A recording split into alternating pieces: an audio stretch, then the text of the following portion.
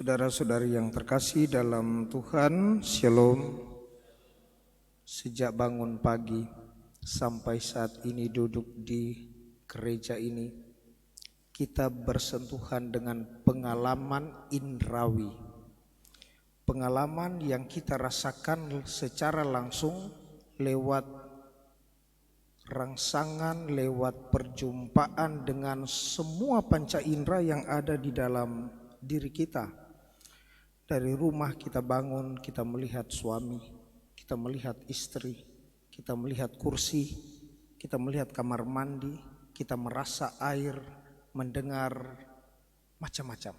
Perjalanan kita berjumpa dengan kendaraan, kita melihat lampu di jalanan dan seterusnya. Sampai pada gereja ini dan dalam liturgi sabda, dalam perenungan khotbah sederhana ini. Ketika seseorang menulis dalam sebuah spanduk, "Selamat datang Bapak Presiden Republik Indonesia Insinyur Joko Widodo," dan orang banyak mulai menanti kedatangan beliau, melihat di baliho yang sangat bagus. Tetapi ketika beliau datang, tidaklah etis orang terus menatap baliho yang adalah bayangannya, sedangkan yang sesungguhnya sudah sampai, sudah berjumpa dengan kita. Dan tidak semua orang lalu bisa berkesempatan, jangankan berfoto, melihat secara langsung presiden, mendengar secara langsung pidatonya. Tidak semua orang.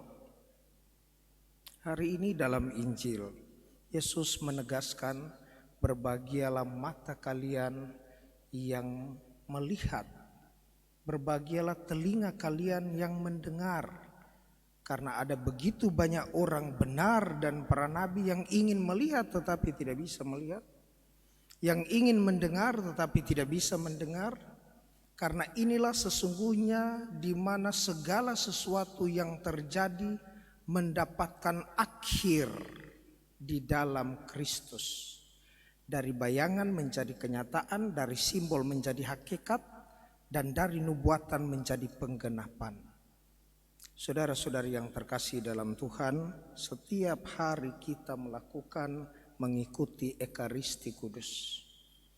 Ada banyak orang bukan saja yang non-Katolik, tetapi yang Katolik juga yang tidak berkesempatan karena satu dan lain hal. Melihat apa yang orang lain secara umum tidak lihat. Di dalam bukan hanya simbol, tetapi sungguh-sungguh Kristus yang hadir dalam Ekaristi Kudus. Mereka ingin mendengar apa yang begitu banyak orang lain ingin dengar, tetapi kita mendengarnya setiap saat dalam perenungan-perenungan, dalam seluruh rangkaian perayaan Ekaristi. Kita mendengarnya. Tetapi kita diingatkan oleh Tuhan bahwa ketika orang diberikan perumpamaan, mempunyai penglihatan dan pendengaran namun tidak mengerti, maka sesungguhnya hati bangsa ini telah menebal. Saudara-saudari yang terkasih dalam Tuhan, mari kita mohon rahmat Tuhan agar supaya apa yang telah kita saksikan, tapi juga terlebih yang telah kita alami, bukan hanya kita hayati dengan penghayatan yang luar biasa, tetapi yang kita alami sungguh-sungguh menjadikan kita beroleh karunia, seperti yang Yesus katakan di awal bacaan Injil.